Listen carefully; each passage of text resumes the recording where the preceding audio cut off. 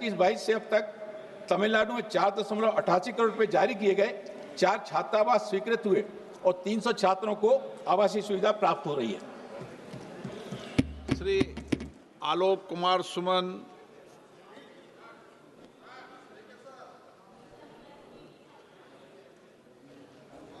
धन्यवाद अध्यक्ष महोदय। तमिलनाडु राज्य में अनुसूचित जाति एवं पिछड़े वर्ग के व्यक्तियों को अधिकरण के क्षेत्र में सशक्त बनाने के लिए वेंचर कैपिटल फंड से किस तरह की मदद दी जा रही है? तमिलनाडु का पूछ रहे हो, बिहार का पूछ रहे हो आप? सर, अनुसूचित जाति एवं पिछड़े वर्गों से संबंधित है, जो पूरे देश की बात है। अच्छा, मैंने कहा। माननीय अध्यक्ष महोदय, प्रश्न मूलतः तमिलनाडु का है और वेंचर कैपिटल फंड योजना से तमिलनाडु में अनुसूचित जाति वर्ग के हमारे बंधुओं को आर्थिक रूप से सशक्त करने के लिए औद्योगिकरण के क्षेत्र में आगे बढ़ाने के लिए 2020-21 से 2025-26 तक कुल 7 लाभार्थी कंपनियों को 29.86 करोड़ रुपए की राशि स्वीकृत की गई, जिसमें से 17.4 करोड़ रुपए की राशि वितरित भी की जा चुकी है। और असीम के अंतर्गत तमिलनाडु राज्य में 2020-21 से 2025-26 तक 6 लाभार्थी कंपनियों को 1.8 करोड़ रुपए की राशि स्वीकृत की गई, जिसमें से 0.36 करोड़ की राशि वितरित भी की गई है। और वेंचर कैपिटल फंड बीसी के अंतर्गत वेंचर कैपिटल फंड ओबीसी के लिए तमिलनाडु राज्य में 2020-21 से 2025-26 तक एक लाभार्थी कंपनी को 6.89 करोड़ रुपए की राशि स्वीकृत की गई, जिसमें से 5.13 करोड़ रुपए की राशि वितरित भी की जा चुकी है। श्री चंद्रशेखर जी।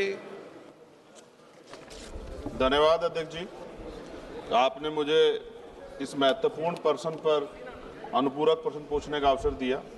अध्यक्ष जी, मेरा सवाल माननीय मंत्री से तमिलनाडु से जुड़ा हुआ है। सर, तमिलनाडु राज्य में दिव्यांगजनों के लिए सहायक यंत्रों को प्रदान करने के लिए चलाई जा रही एडीपी योजना के अंतर्गत तमिलनाडु राज्य में पिछले 5 वर्षों में कितने लाभार्थियों को सहायक यंत्र एवं उपकरण प्रदान किए गए तथा कितनी राशि उपयोग की गई, ये माननीय मंत्री जी इसको बताने की कृपा करें। धन्यवाद अध्यक्ष जी। क्या तमिलनाडु तक विस्तार कर रहे हो क्या? सर, पूरे देश में करेंगे। धन्यवाद। धन्यवाद अध्यक्ष महोदय जी। आज सदन के अंदर एक भारत श्रेष्ठ भारत का दृश्य यहाँ पर दिखाई दे रहा है।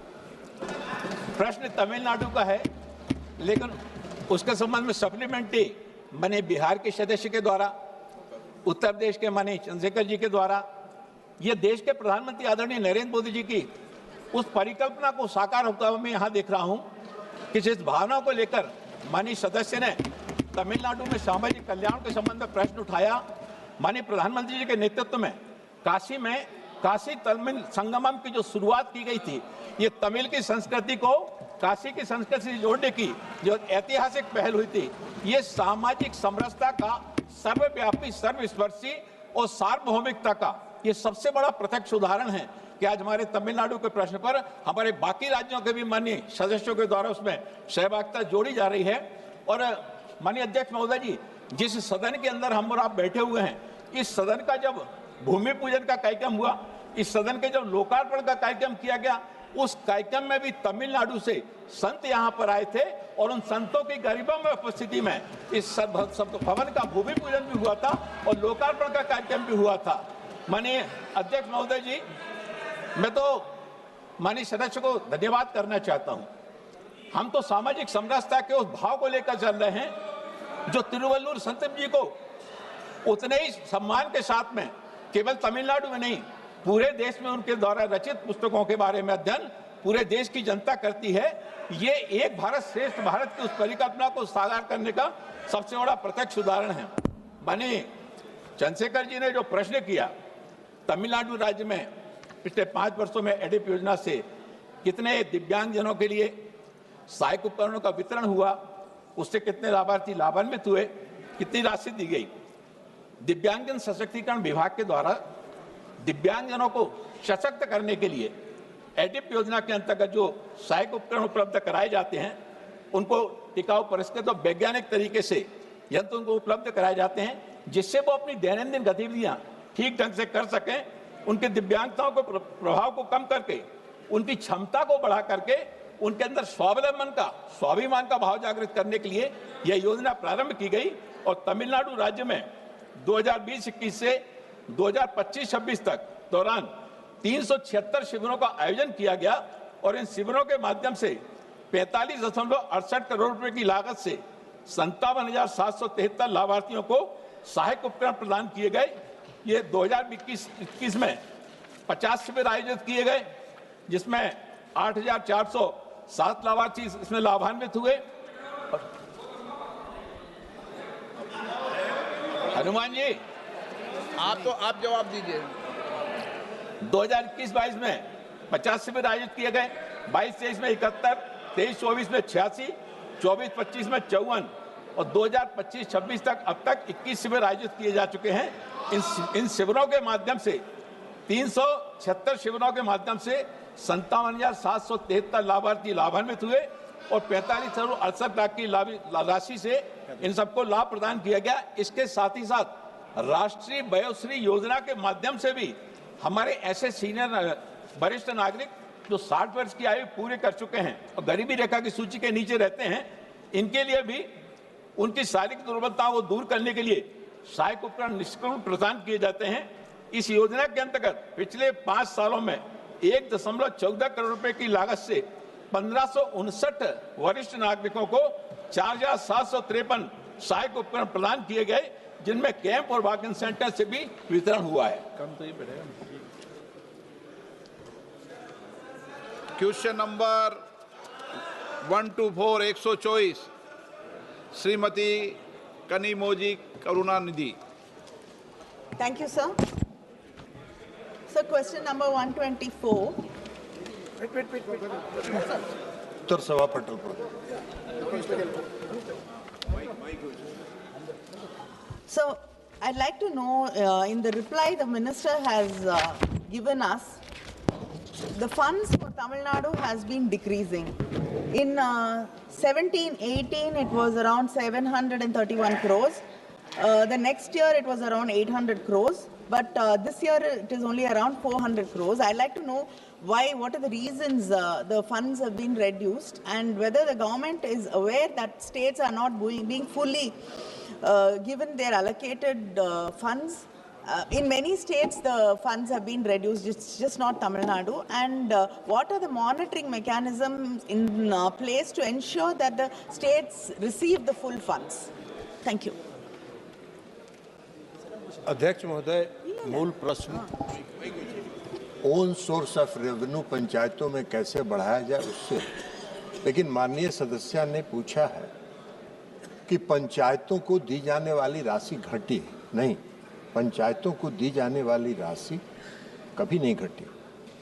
प्रधानमंत्री नरेंद्र मोदी जी के 11 साल के शासनकाल में जो फाइनेंस कमीशन, जो वित्त आयोग जितनी राशि देता है उसको हम 2 भाग में बांटते हैं।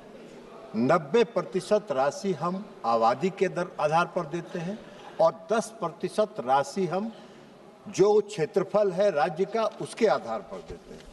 अध्यक्ष महोदय, माननीय सदस्य ने कहा, हम आपको ये बताना चाहते हैं कि जो 13वें वित्त आयोग के अनुशंसा पर जो 13वें वित्त आयोग का साइकिल था 2010 से 2015, उसमें 176 रुपया प्रति व्यक्ति प्रति वर्ष के दर से दिया जाता था और 11 साल के शासनकाल में, 10 साल के शासनकाल में, 15वें वित्त आयोग में मोदी जी के शासनकाल में 674 रुपया प्रति व्यक्ति प्रति वर्ष दिया गया। यह 4 गुना की बढ़ोतरी है।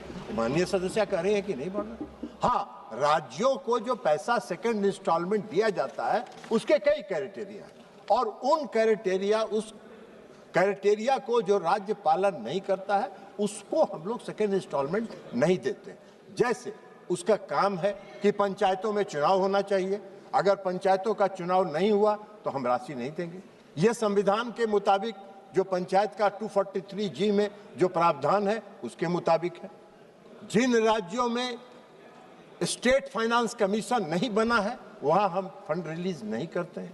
तो ये कई क्राइटेरिया है, जहां राज्य अगर नहीं देते हैं तो सेकंड इंस्टॉलमेंट हम उस क्राइटेरिया को फुलफिल करने के बाद ही जारी करते हैं। Sir, I'd just like to tell the Minister that we have held elections and we have a state finance commission in Tamil Nadu. So I just like if we can, yeah, we are. Second question. And the second question is that the states shall receive grants only after that they are fully digitized. That is one of the conditions you've given, that panchayats have to be digitized. But already the panchayats are underfunded. So adding and making this a condition to give them funds are already, this is already putting pressure on the already starved, these underfunded panchayat bodies. You're actually adding something, which they cannot deal with at the pace you expect. So you should have some consideration about that. Thank you. अध्यक्ष महोदय, माननीय प्रधानमंत्री जी का यह परिकल्पना है कि हमारा पंचायत जब तक आत्मनिर्भर नहीं बनेगा, हमारा पंचायत जब तक स्वावलंबी नहीं बनेगा, तब तक हम आत्मनिर्भर भारत और विकसित भारत की कल्पना नहीं कर सकते। इसलिए पंचायतों को सुदृढ़ करने के लिए कई योजनाएं उन्होंने चलाई। उसमें एक योजना पारदर्शिता भी। पारदर्शिता पंचायतों को बरतनी होगी।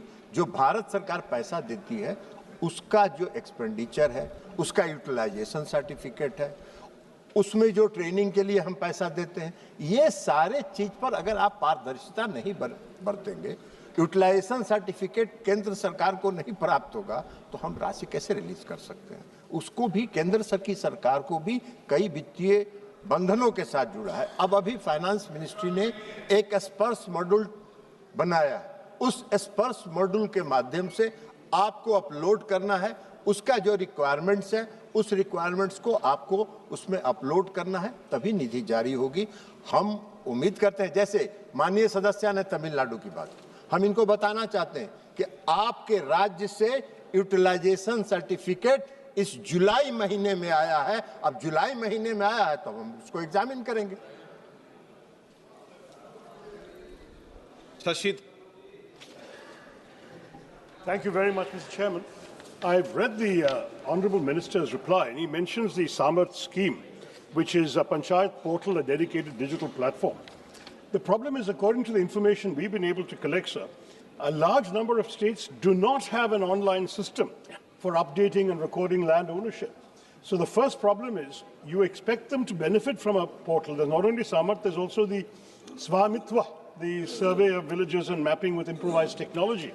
The problem we have here is, sir, that has the ministry taken any steps to strengthen technology, to provide last-mile connectivity to the Gram Panchayats, and to train the Panchayat officers on how to use this? Because in the absence of that, if you are counting on digitization to improve the own source revenue, and they don't have the capacity to actually use the digital stuff, how is it going to change?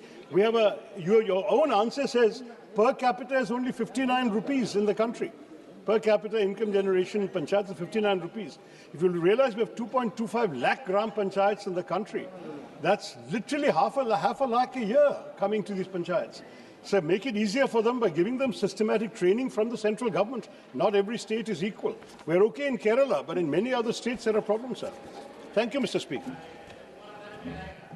अध्यक्ष महोदय, माननीय सदस्य ने कहा एक तो कि ये पूरा पंचायत का पूरा प्रबंधन जो है राज्य का विषय और यह पूर्णतः राज्य के अधीन है।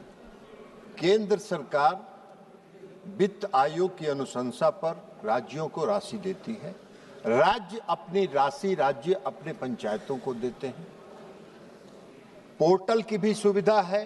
क्षमता निर्माण के लिए प्रधानमंत्री जी के और राष्ट्रीय ग्राम स्वराज अभियान हम लोगों ने चलाया है। उस राष्ट्रीय ग्राम स्वराज अभियान के तहत हम लोगों ने कई ट्रेनिंग्स के प्रोग्राम, ताकि जो पंचायत के प्रतिनिधि हैं, पंचायतों में जो अधिकारी हैं, पदाधिकारी हैं, उनका भी कैपेसिटी बिल्डिंग कैसे हो, इसके लिए IIM अहमदाबाद के साथ एक मॉड्यूल भी बनाया गया है। उस मॉड्यूल को हम लोग राज्यों को भेज रहे हैं। हम मास्टर ट्रेनर्स को ट्रेंड कर चुके हैं, राज्यों को भी ट्रेंड, लेकिन ये सारा काम तो करना है राज्यों को। कैपेसिटी बिल्डिंग के लिए, पंचायतों को प्रोत्साहित करने के लिए हम लोग राष्ट्रीय पुरस्कार की भी योजना चला रहे हैं। जो पंचायत अच्छा काम करता है, जो पंचायत बेहतर काम करता है, वहाँ के पंचायत प्रतिनिधियों को हम लोग राष्ट्रीय पुरस्कार से सम्मानित करते हैं। तो ये सारे कार्यक्रम हम लोग चला रहे हैं। और पोर्टल के लिए भी आदरणीय प्रधानमंत्री जी ने सभी पंचायतों को ऑप्टिकल फाइबर के साथ जोड़ने का भी अभियान चलाया है। तो ऑप्टिकल फाइबर से जुड़ेगा तो स्वाभाविक तौर पर जो सूचना प्रणाली है वो मजबूत होगी। डॉक्टर काकोली घोष।